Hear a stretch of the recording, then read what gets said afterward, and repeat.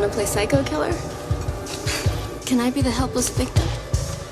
Cross your eyes and scream, man. Scream for your life. So today I have director Mary Beth McAndrews, and she is director of Bystanders. I looked at your IMDb page and I saw you were the executive producer for movies like The Gesture, Bag of Lies, The Last Night at Terrace Lanes, Dot Ask, and Ghost Game. How did those, being like an executive producer, help you with being a director? That's a good question. So I got a lot of when I was at Dread Central, I got to do some low budget projects through Dread, our horror label. And so through that, I had to kind of dip my toes into production because a lot of my background is not in production at all. I always was very theoretical. I went to grad school for film studies and film theory.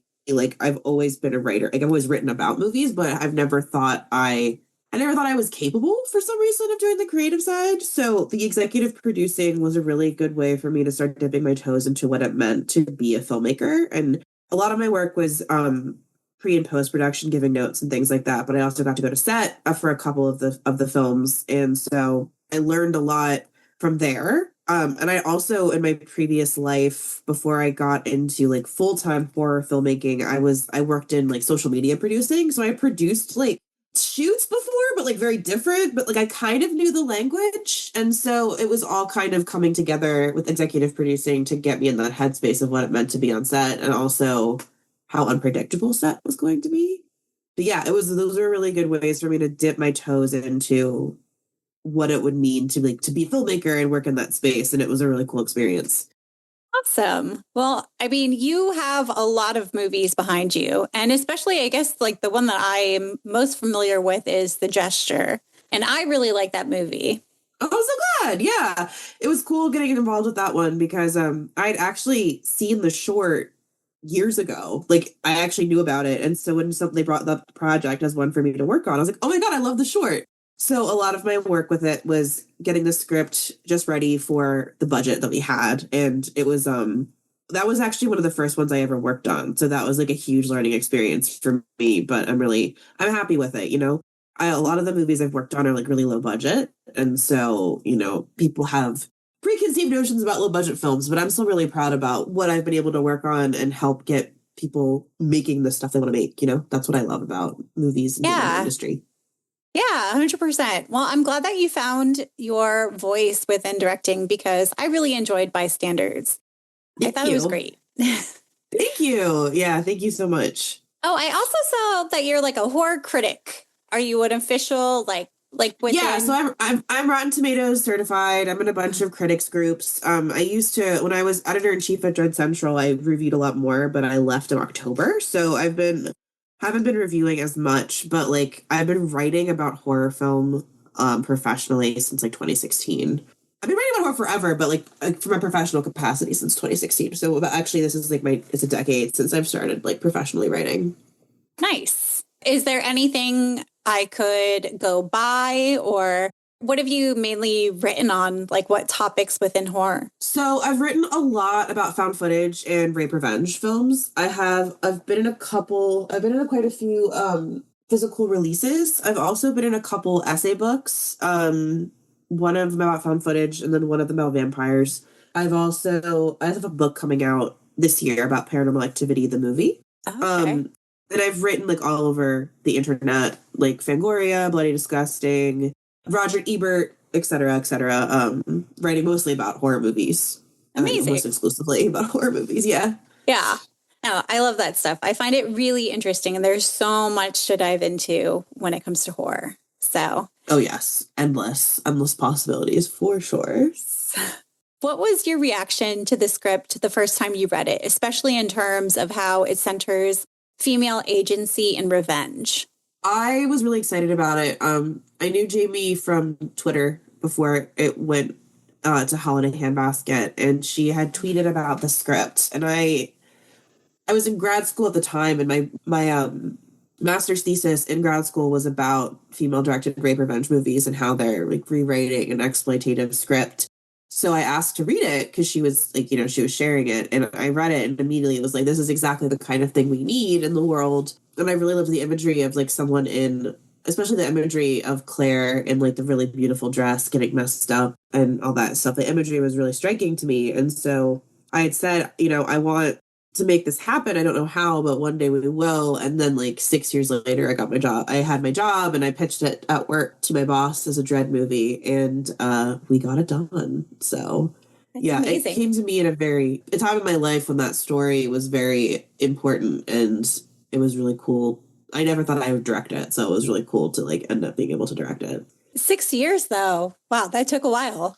Yeah, this industry is hard, man. Like, we're all it's you have a script and you just want to find the right place for it, and it's hard to know who to talk to, and it's hard to get your foot in the door. And so that's why I was really excited when I actually had a foot in the door to use it to get a project like this made. Because as much as everyone wants to talk about like diversity in the genre, this, I've seen like the posts you've done about like it's not really that diverse. And I'm still a white lady, you know what I mean? Like, I'm a white queer lady, but like I'm still a white lady. And so it's just like diversity in the genre is lacking. And it's nice to be able to like kind of put my money where my mouth is and help those kinds of projects come to life. For sure. With the writer Jamie Alvey playing Claire, was she able to help with the interpretation of the script during filming? Yeah, she definitely was. It was definitely really helpful to have her on set and being part of it. I think like something that was like a big discussion between the two of us was how to balance like her being the writer versus her needing to like get into the headspace of Claire at a certain point, because she and I got there with our producer Jeff a week ahead of time. So the cabin that you see in the movie, that's where we slept and lived too. So like we lived on set, and so we got there a week ahead of time and had to make a ton of adjustments in the script to the actual location we had and like what we actually could do from like a budget perspective, because there were like a lot of kills and stuff in the movie in the original script that just like weren't unfortunately able to get executed on the money that we were given. Yeah. But we had so much space to play with. So for the first couple of days, like she and I would work on rewriting certain scenes for the locations. But then at one point I said, all right, I need you to get into Claire mode. And like, she would still sometimes jump out to help with interpretation. There was a lot of just making sure that, because she's on screen so much and there's so much emotional height.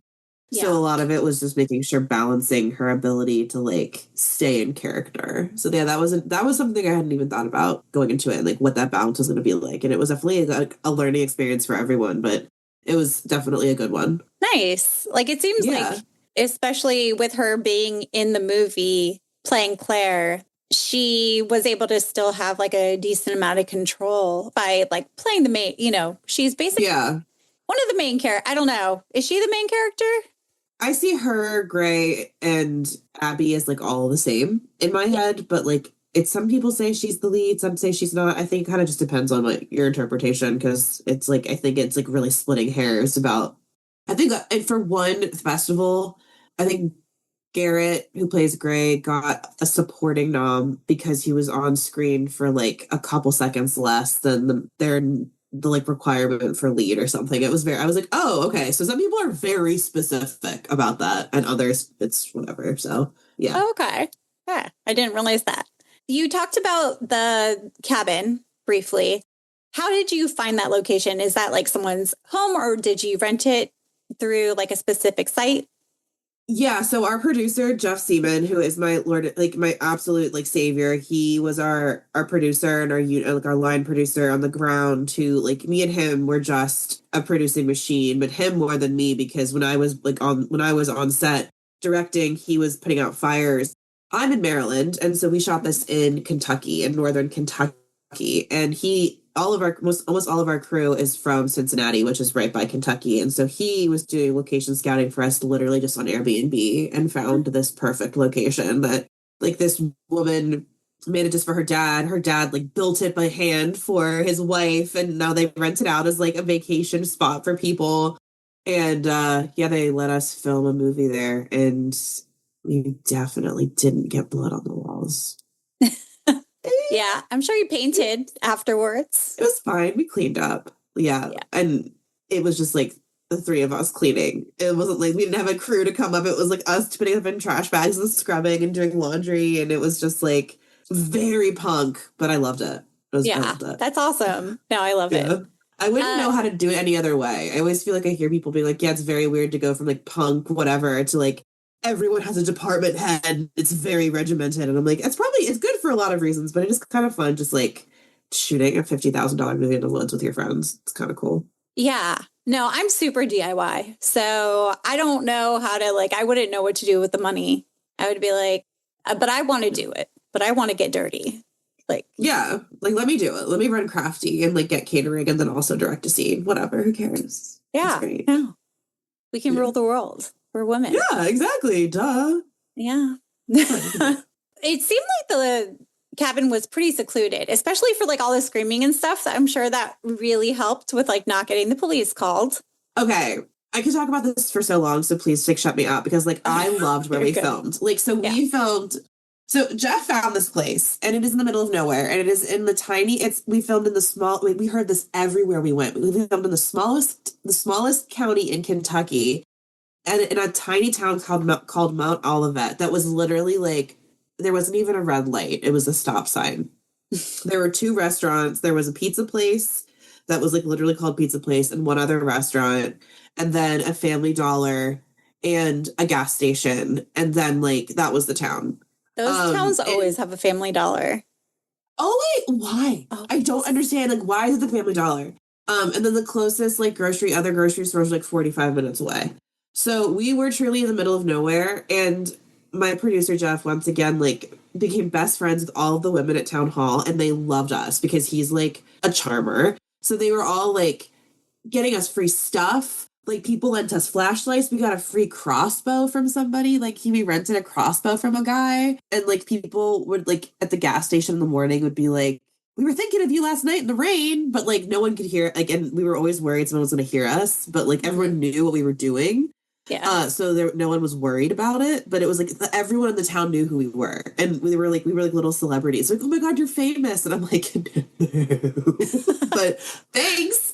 I grew up on the East Coast of Maryland and like I am not used to like that kind of lifestyle and like rural living. So it was actually just like kind of cool to just like get out of the East Coast headspace a little bit.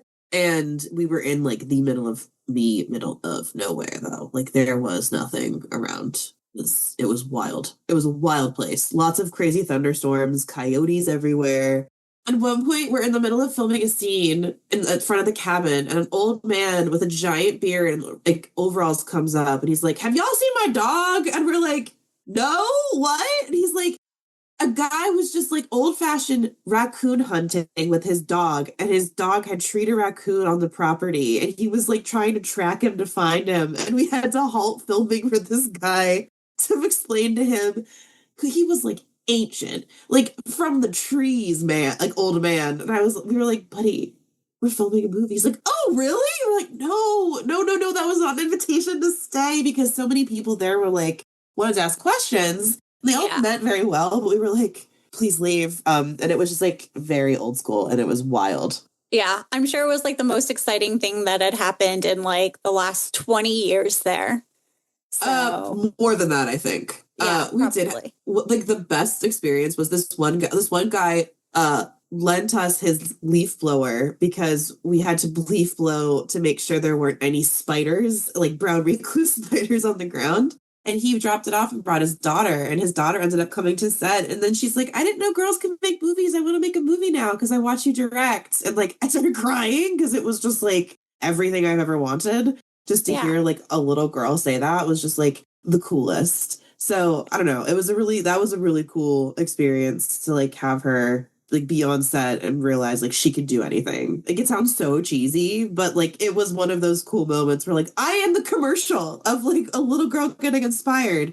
And that was really cool because like I never had that as a kid. Yeah, no, it's amazing. Especially it was cool. Her worldview, I'm sure, is like, I mean, it's very small from being in that area. So to see like a woman director, like out of all the things that you would see. So she was like, I'm a girl and I want to make horror movies. And like, she made me a friendship bracelet. It was just like, she's like 10. It was so good. It was just like, it warmed my heart. So I hope yeah. you became pen pals. We did put her in the special thanks in the credits, and we did make sure her dad knew that she was in the credits of the movie. So that's awesome. I'll have to look for that cool. now. Yes. You have to. She was cool. Moving on to like themes. Bystanders is being described as a feminist take on the rape revenge subgenre. What drew you to this story and made you want to tell it?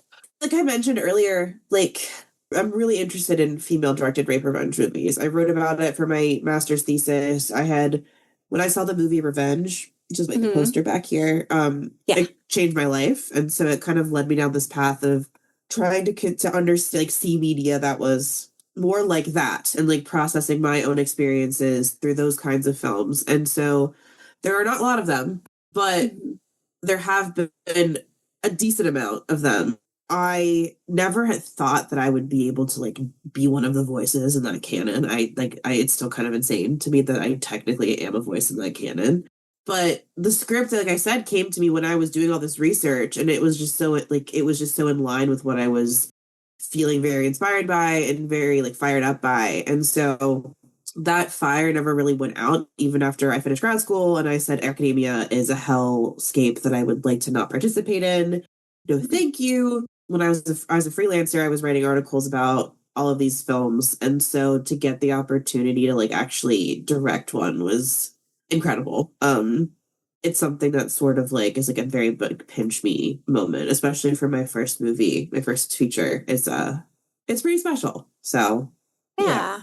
I love rape revenge. Have you seen the movie MFA? MFA was a huge influence. So Jamie also loves MFA, and so that was a huge influence on the script, and also something that we wanted our cinematographer Chance to watch before as well, because we were really inspired by that movie. I love MFA so much. It's so good. It's so good. And no one knows about it. And like Revenge is a really good movie too, but MFA is better. MFA is just like, because Revenge is so much like the fantasy, which is like, I love Revenge as like the ultimate fantasy, but MFA is the much more grounded experience, like experience. You know what I mean? Like they kind of exist in this realm of one is a very fantastical, like I spit on your grave type thing. And the other is like a much more kind of grounded look at justice. I actually have an episode on MFA, and I just like dive so deep into like every aspect of that movie. MFA Violation is another one that was like a very big inspiration. Holiday by Isabel Eckloff. Have you seen Holiday? No, I haven't. So you should see that. Isabel Eckloff also worked really closely with the woman who wrote and directed The Ugly Stepsister. And she like didn't co-write Ugly Stepsister, but she like mentored the woman who wrote and directed it, and like it's so good. Give me homework, please. Have you seen Bas-et-moi? No. Okay, so if you want to go like old school, fucked up, New French Extremity, rape revenge directed by two fucking women who are also ex-sex workers, Bas-et-moi is that. It's two women who just like, this is very vulgar, but like suck and fuck their way across France and also kill guys who are rapists. I love insane. That. It's like basically like porn and then death. So, but it's like super punk. I sound crazy recommending this. No, but like, I love this. I feel like you would appreciate it because it's based on the people who directed it. It's based off one of their books about their experience as a sex worker. So it's like a lot of feminine rage at men and like women just killing guys for being assholes, but also having sex. You know, it's like one of those movies that blurs the lines in a really interesting way. And like, it's by femmes. So I'm just thinking of like a praying mantis. I use you and then you're done. That's how it should be. I'm just joking. Pretty much. And like it's really, so that's a really good one because it's like a super early example. Because like, you know, Revenge and all those other movies came out like post Me Too, but like I see them more as like happening at the same time. But like Bas-et-moi was from 2001, so it's early, a little bit rougher on the edges. Yeah. Kind of off, not really off subject. How do you feel about Promising Young Woman? Because I personally, I'm just going to tell you, I feel it did not push it enough, and like some of the stuff I was like, it just didn't go there, and it made me hate that movie. I hate it. It didn't do enough. I wrote an article for Roger Ebert about why the movie is not that good and why everyone needs to stop saying it. And also, like, now I have beef with Emerald Fennell forever, and that's why I will not be watching Wuthering Heights. And this is why I'm like, guys, see, women can be, like, I can beef with women and men. It's equal opportunity here. As my friend Jazz from Girl That's Scary says, these hands are equal R-rated E for everyone. Like, feminism, baby. So much a movie made by somebody who has not, I know she's a woman. I know she has lived as a woman. She has obviously experienced harassment, but it is someone who does not feel like she's experienced like the horrors of sexual assault. And I'm glad she hasn't, but it's just like it's too avenging angel vibes and decentralizing the survivor, or not even the survivor. It's just like unsatisfying in so many ways. It is. It's just like it's trying so hard to be aesthetic. That's the thing. It's like, look, she's aesthetic, and there's Paris Hilton song in it, and Bo Burnham's here, and I'm like, great. Mm-hmm. What else? Nothing. Go watch all of these other movies instead. And they always pick the wrong person to be like the weirdo girl. God damn it. Yeah. No, I'm glad we're on the same page with that. Yes. Good. I know you said, I was like, oh no, am I gonna be an asshole and be like, that movie fucking sucked? But then I was like, oh, thank God. Okay, cool. We are on the same page. Yeah. No, I'm glad. Yes. I wouldn't have judged you either way, but I would have been like, this is how I feel. How did your own experiences and perspective influence the way you approach directing such intense subject matter? So really what I'm asking here is it doesn't feel, while it is a rape revenge movie, it doesn't feel very exploitative. Yeah. So how did you approach that, like balancing that? So that was really important to me and Jamie.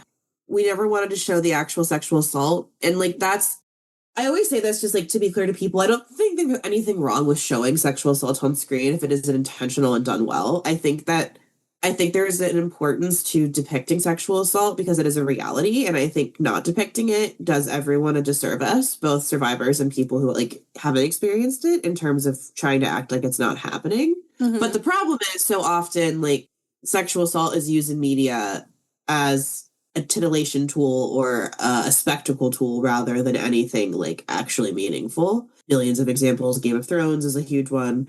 And so the kind of ethos going into this was all we ever see in horror movies are women dying. In this movie, we will only mostly seeing men dying and putting men in the really vulnerable positions.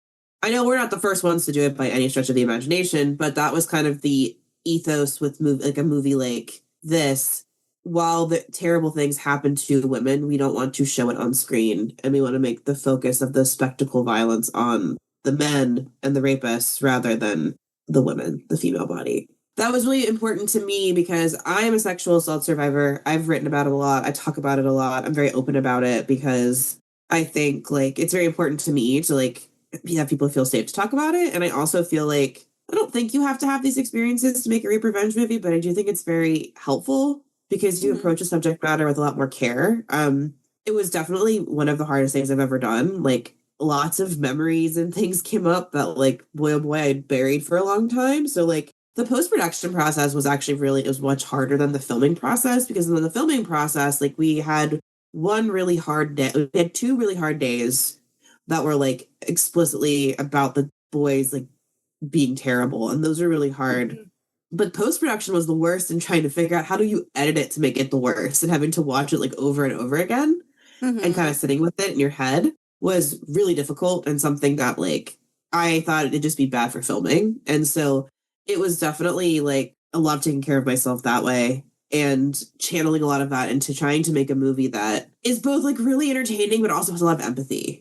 Like, even though it's about killing boys and bleeding them out and setting them on fire and all that shit, it's just like there still wanted to be a lot of empathy in it, which is a really hard thing to balance when you want to make it like a violent, entertaining film. Yeah, I'm also a survivor. And I mean, the abuse for me started when I was like 5. It just continued to happen throughout my life. But yeah, so I think a lot of, it's real gross. I think a lot of like the women who are drawn to this subgenre of horror, it's empowering for us. Yeah, and I think that throws people off. I think it confused my family for a while. Like, you know, my family, some of my family saw it and some of them didn't. And I was like, that's fine. I don't really want to talk about it. But like, Yeah.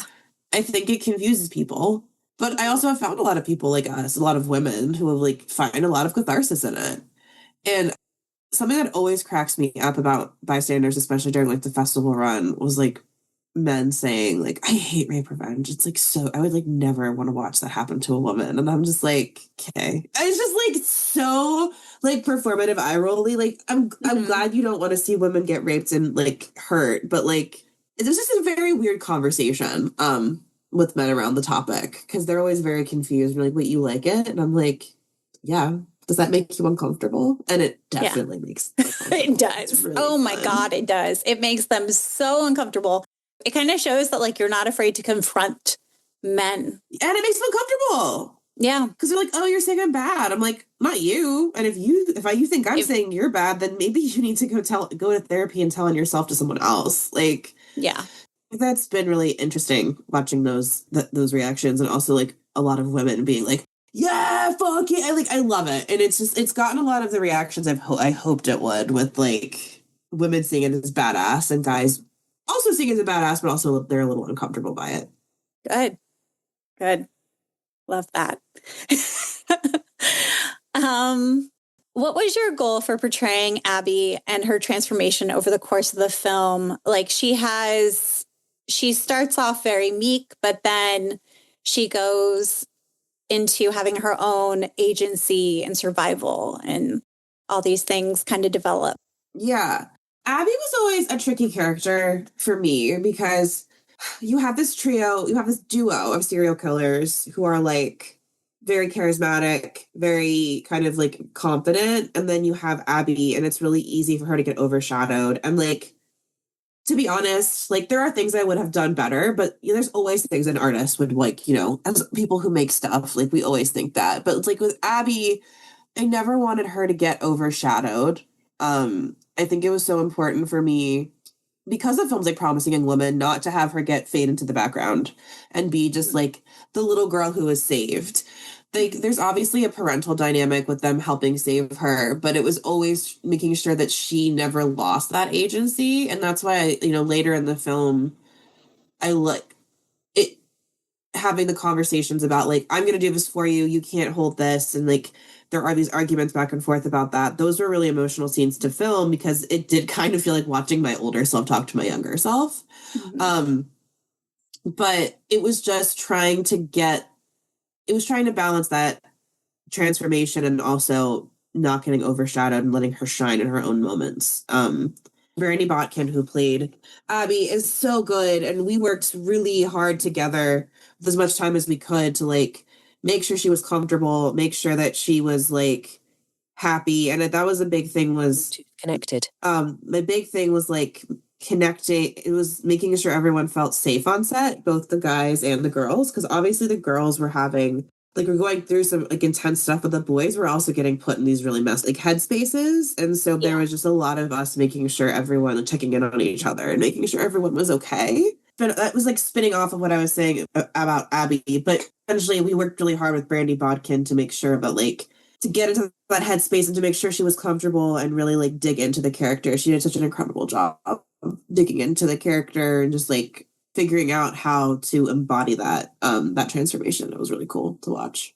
Yeah, nice. I will say something really unique about this movie was the whole narrative where they're kind of going back and forth with each other. It was very real. Like the whole, you don't want to do this, like that whole dialogue of like, even if you kill this person for Abby, Claire tells her like it's not going to make it go away. It doesn't make the pain go away. Yeah. So I found that to be really unique. Yeah, thank you. I think that's something that like this new wave of rape revenge movies is starting to explore a little bit more. But I think this movie's as subtle as a fucking punch to the throat, but that was the point. This wasn't trying to like play in metaphor or be like hide it, and so having those like really blunt discussions, I think, in the film were important to us because the movie is so blunt because it needs to be, at least for me. Like, I wanted it to be very blunt. And I think having those discussions amongst the violence does show you that like Yeah, it looks cool as shit to be a vigilante, but also like we're all in pain and suffering constantly, and like it doesn't make your trauma go away. And as much as we all wish it would, whomst hasn't thought about doing terrible things to their abuser one occasion or two, but it's all fantasy. And so like it's always interesting to me. Like I love revenge, but that's like a happy ending fairy tale ending, which is great. But then I really like the MFA ending of like the cops show up. Sorry guys, but like it's not a happy ending. And with Bystanders, it's kind of happy, but also like what's next. So I think that yeah, obviously Bystanders is kind of like a fantasy, but I like I was excited to kind of strike that balance between like pure fantasy and also like there's a little bit of grounding to it as well. Yeah, no, it completely does. I guess, I mean, I don't really need to ask you this question because we've already talked about it. I was just going to ask in subgenres of horror, where does female revenge land for you? But you wrote your whole thesis on female revenge. So I would say that's like the highest tier. Yeah, it's pretty high up there. That and found footage are like neck and neck for me. I really wanted to direct a rape revenge found footage movie, and then I will have like achieved my personal nirvana and will ascend into heaven. That's what I really want to do. I really want to make a found footage movie next. As we are recording this, I am wearing a Blair Witch Project sweatshirt. So I love both subgenres. I think they're like highly specific, but I think they're some of the places where some of the coolest stuff is happening in horror too. Oh my God, you just made me think of something that I can't. Like, it would be cool, so cool to have like a rape revenge. So like, you know how women have been taken advantage of, especially in like psych units and stuff like that. Like there's been a lot of abuse. It would be really cool to have like a found footage, a psych patient taking revenge on some like men that are, I don't know. I don't know how I would spin that, but I feel like it would be cool. I like that. Have you seen Unsane, that Steven Soderbergh movie? No, I don't think so. No. That one's fucking crazy. It's like similar, but not. And it's not found footage, but it feels like it's found footage. And it's like one of the most uncomfortable movies I've ever seen. Highly recommend if you want to be really stressed out for like an hour and 30 minutes. I love being stressed out. It's where my nervous system just lives. Woo! Same. Love horror. Love that. Yeah. But I love that idea. I have a thing I'm working on that's like rape revenge, creature feature, found footage. Lots of things, but who knows? I like that combination. I love creature features. So I feel like it's not done enough. People always say there's like nothing original, and maybe so, but there's still lots of cool stories to be made out there. I believe it. I know it in my heart. I found a lot of gaps within horror while I do my research. There are a lot. And like the people who are making horror are men, and they don't see it because like they don't have our perspective. It's so frustrating because it's like they think there's always these like executives, a lot of executives that are like, well, we know what works. And I'm like, yeah, but also you see these other like Skinamarink fucking coming out of nowhere and making $1 million. Like, you don't know what works. None of us do. Like, so why not? Like, I understand to a degree we have to think about money, but I also think too many people are just businessmen who are just like, no, I want to make money. I'm like, yeah, but people are weird and love weird stuff. Just make cool, weird stuff and people will come to you. Like, I'm obviously not a business person, but I've seen it happen so many times that it just feels so silly for people to be like, no, we're going to make another fucking Amityville horror movie. And I'm like, oh my God. Why not? Another Conjuring movie? Great. Sure. It's just like kill me now. I know, Pour hot sand in my eyes. I'm just tired. I'm tired. Yeah. No, I'm sick of it. My screenplay, I'm like 50 pages in. Ooh, that's good though. Yeah, I'm getting there. But it's hard to write a script. It's exhausting.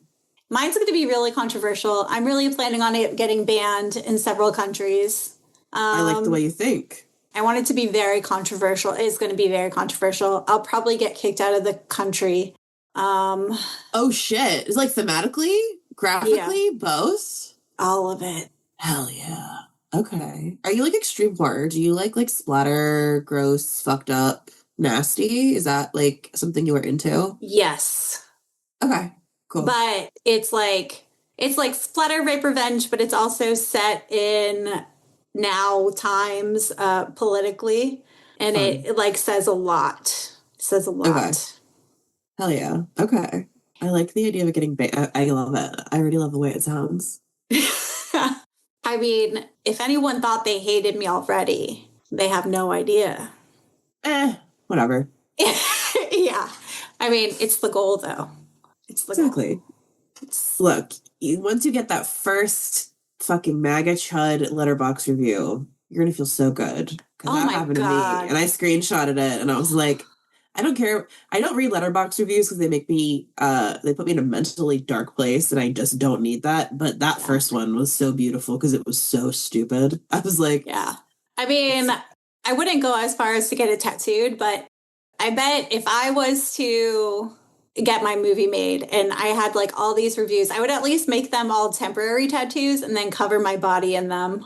Oh my God, get them cross-stitched, like a gallery of them on your wall. They're so funny. Yeah. Oh my God, temporary tattoos with bad reviews. That's so funny. I love that. Like just cover myself in them and then like do like a photo shoot of like...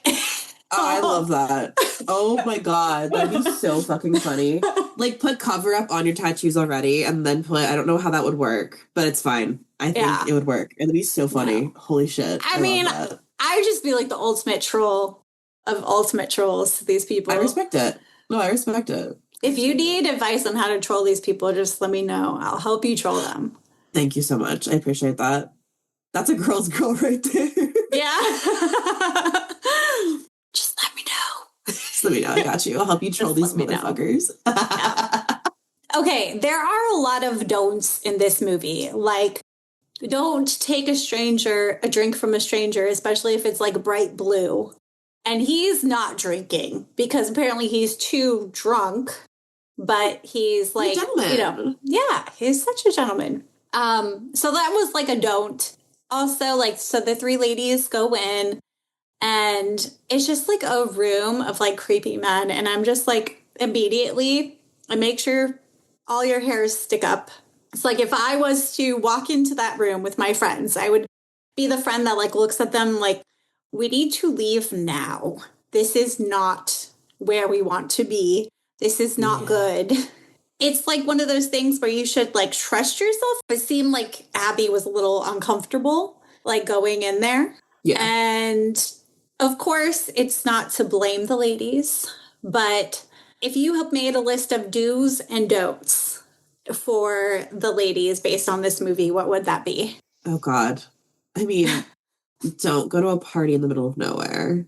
Yes. Which I followed my own advice as I was a kid, when I was a dumbass teenager.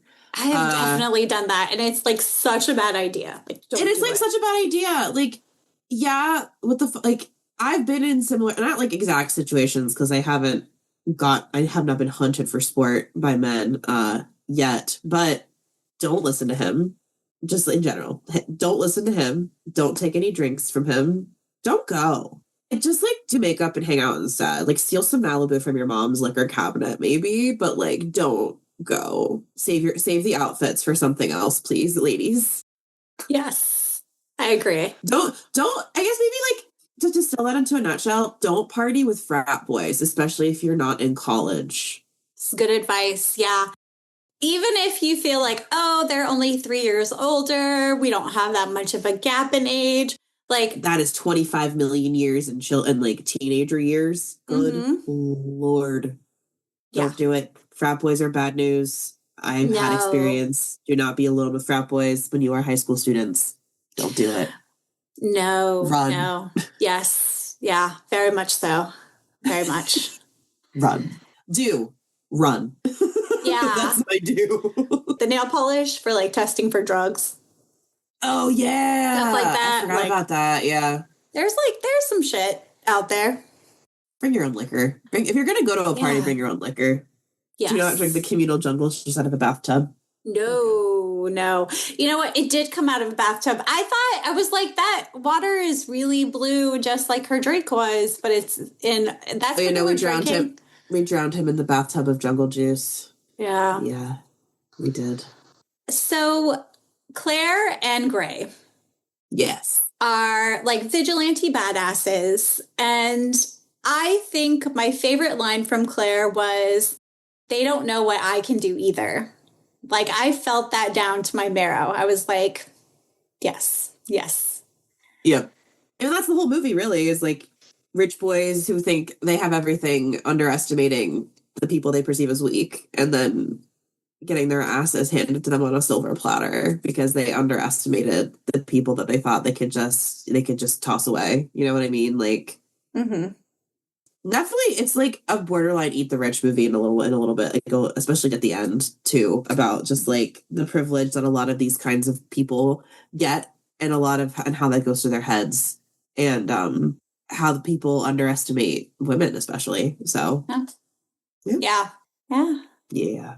Claire's backstory was really emotional. Like, her going through her backstory was really emotional, but then like the anger that she portrays in that scene where she's talking about her stepdad and her sister and everything that was going on, like you could feel her getting angry, and then she was like stabbing the guy at this after, like she let her emotions get so heightened and then stab him, and you're like, Yeah. There was something very cathartic about watching that too. Yeah, absolutely. I mean, like, there is something about hearing, it's like instead of her crying, it's like she gets to punctuate it with like stabbing instead of crying, which, sometimes in your head that feels like it would make me feel better in a way. Like, you think yeah. Yeah. Oh my God. I didn't even think of that. Instead of it replaced the crying, it was like the release. It was the release there is the stabbing or the shooting or all the torture, Yeah. Just girly stuff. Just girly stuff. Perhaps not the mechanism your therapist would recommend, but it is what she has. I really like the character of Gray as like the ultimate ally and feminist. Like, when we say men need to tear down the patriarchy that holds them up, like, this is what we mean. Yeah. You need to get your hands dirty. And I counted the men. It's like 1 out of 7 men was not a shithead.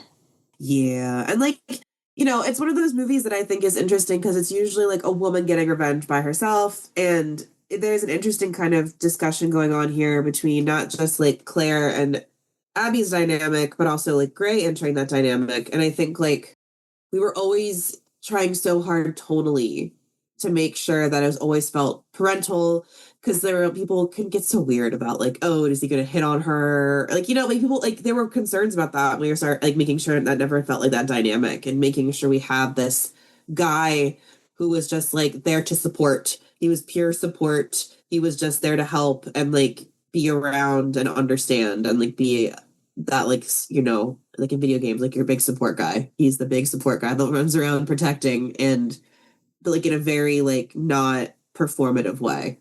Yeah. And it is kind of shocking how little we see those kinds of characters. It was nice to not have to have some like twist where he ends up being a bad guy or like doing something gross. Like, oh my God, I would have been so mad if you did that.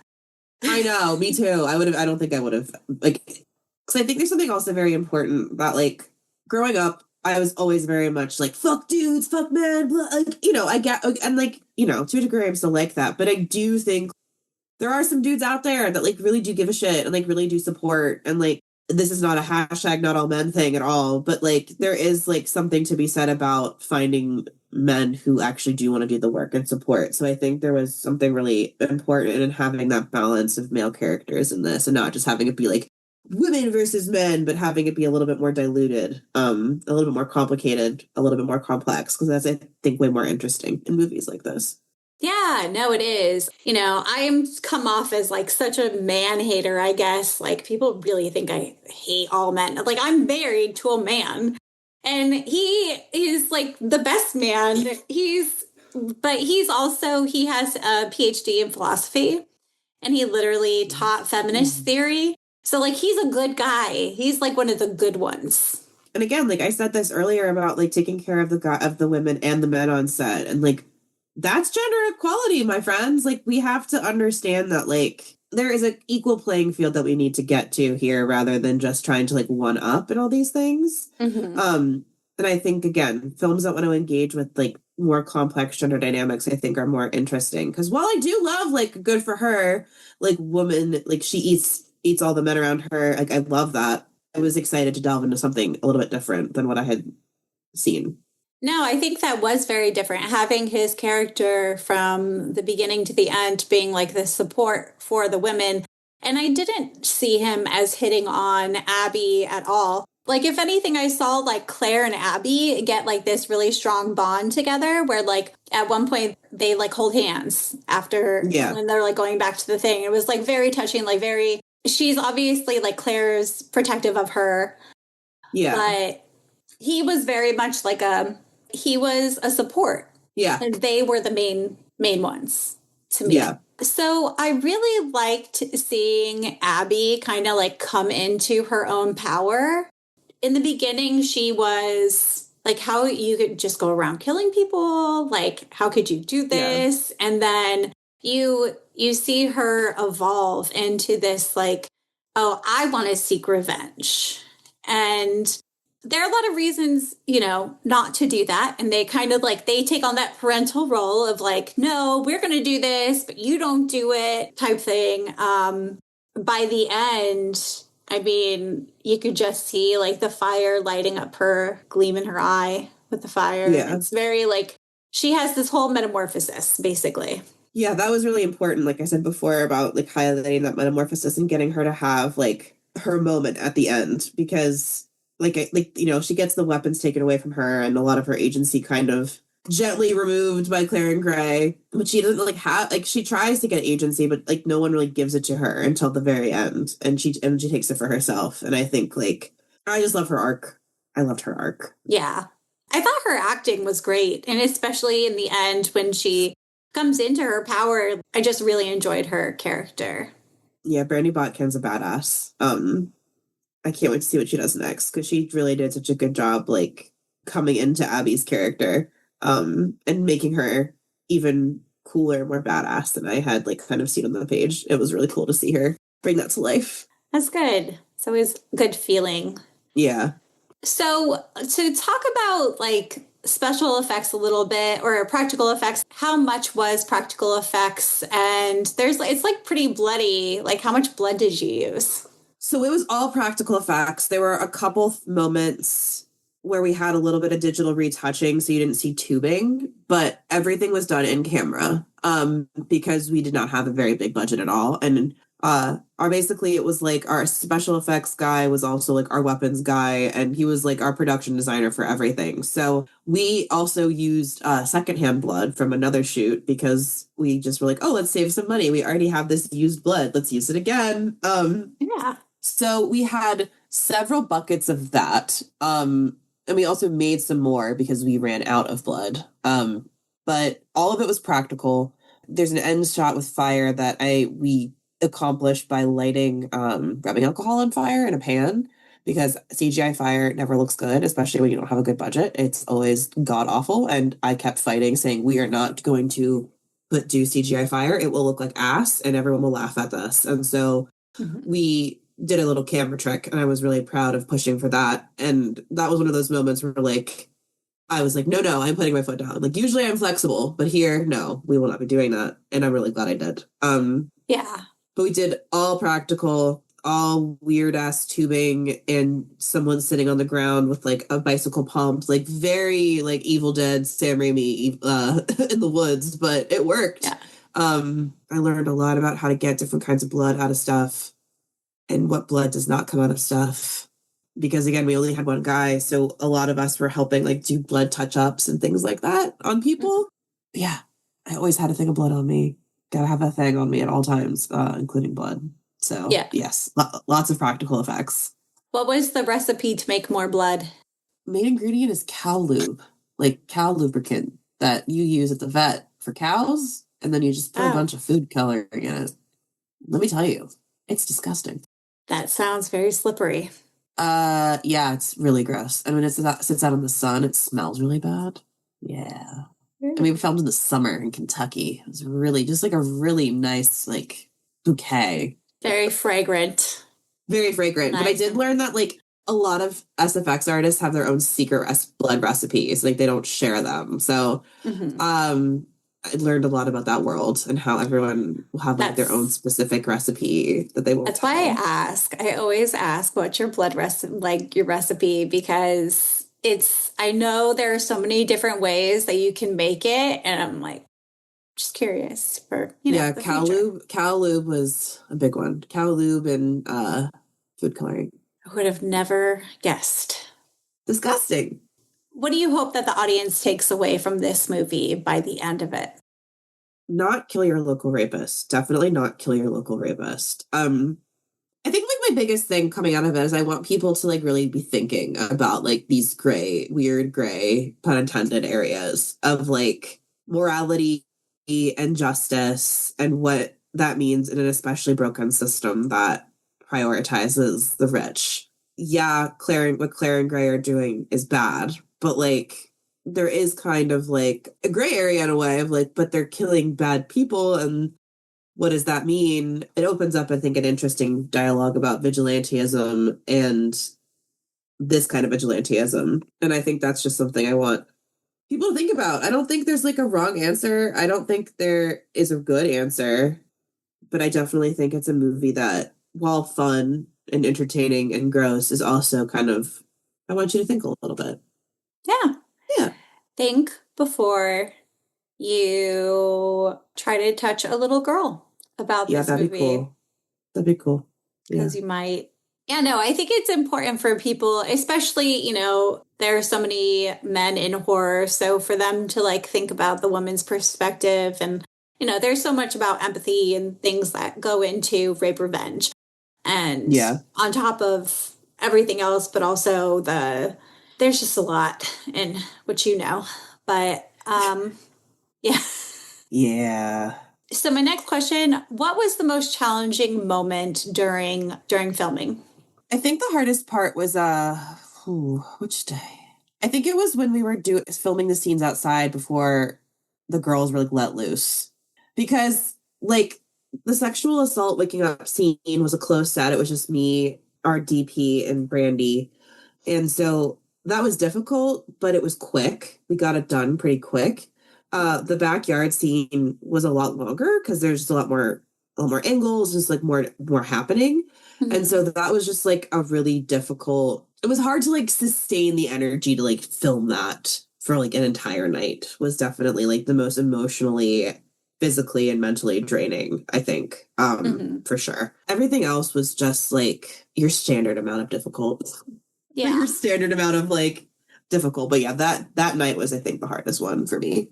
Was there anything you wish that you were able to show that you had to cut or that you weren't able to do because of like financial restraints? If we had more money, there was a lot of things I wish we could have done. But the one thing that I really wish we could have done that we had to cut because of the weather was coming back and finding Bree's body, her friend who dies at the beginning. There's a whole sequence where they're walking back to the cabin and we're supposed to see her body and have this like emotional beat. And like, I really wish we could have done that, but we had 12 days to shoot. Our schedule got messed up because we lost almost an entire night due to this horrendous thunderstorm.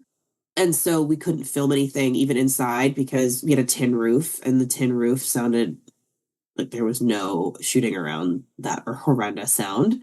Yeah. So we lost that scene, and that is the one scene I really wish we could have shot, because I think that I don't think the movie necessarily loses anything from it, but I do think it would have been a nice kind of like emotional beat for Abby. But that's the one. That's the only one. That's not bad. Only one. That's pretty good, I would say. That's the big one. That's the big one. That's the biggest one. There are other moments that I wish we could have like done a little bit more for, but just timing wise, it was just. I'm kind of getting into like reflection and future questions now. What do you see yourself doing next? Well, okay, you already told me that. We already talked. You want to do found footage. We kind of got ahead of that. Sorry. We'll see. We'll see. That's what I want to do. Unfortunately, this does not have people knocking down my door to produce my next project. As lots of us know, like making an indie project is really awesome, but it doesn't necessarily mean you're gonna get like people knocking down for the next thing. So I'm writing some scripts right now. I've left my job at Dread Central, and now I'm working on producing stuff, doing more production angled stuff, and working more in that space now rather than journalism. So just want to help people make their cool stuff is really kind of like my ethos, which is very basic, but I just want to help people make cool, like tell cool stories and get them out into the world. And that is what I hope to continue doing. Yeah, I think it's very admirable. And I think it's, we need all hands on deck for these things, these projects. And especially we need more women in these spaces. So, yeah. We sure do. So, chip it away one day at a time with the industry. Yes. We'll see. Just personal question. When you're trying to do like the production part, is there anything that you're currently working on, or how do you go about like finding these projects?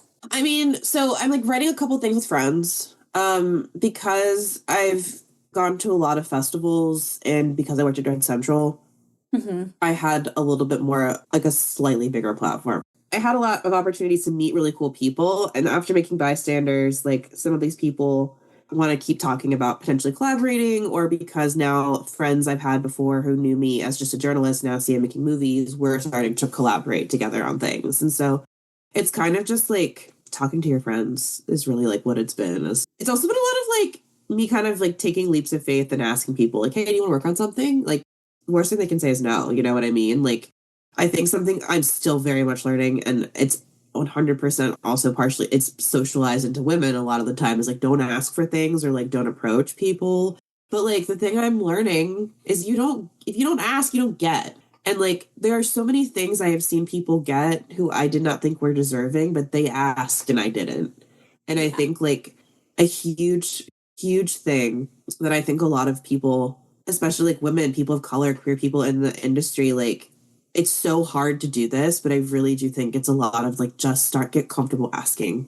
I'm not saying like ask for the world, but like don't be afraid to ask the question. Like, hey, can I shadow you? Worst thing they do is they don't respond or they say no. Best thing that comes out of it is to say, yeah, hell yeah. It's so hard to ask. And again, like I know it is like easier said than done, but that is such a thing. Like channel that confidence of a white guy who just asks for anything. Yeah. Truly, it will help you. Yeah. Having the confidence of a mediocre white man is like all the confidence you need to get anything done. Like, I've just DM'd people sometimes. I'm like, this is not going to be anything. And then it works out. And like, so just remember that. It doesn't need to be some like big crazy meeting or at a festival. Like, someone I know was working on a movie with somebody because they saw a Halloween costume picture and like they connected because they loved the Halloween. Like, it's just like silly things like that. So, yeah. Well, thank you so much for talking to me. Absolutely. I really appreciate you. You can't tell, Mitch. You haven't met just one little slut begging for it. Please, stop! No, I really can't say that I have.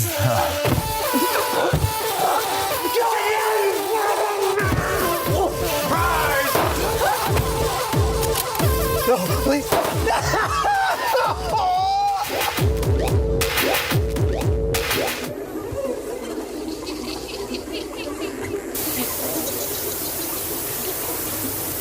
Hehehehe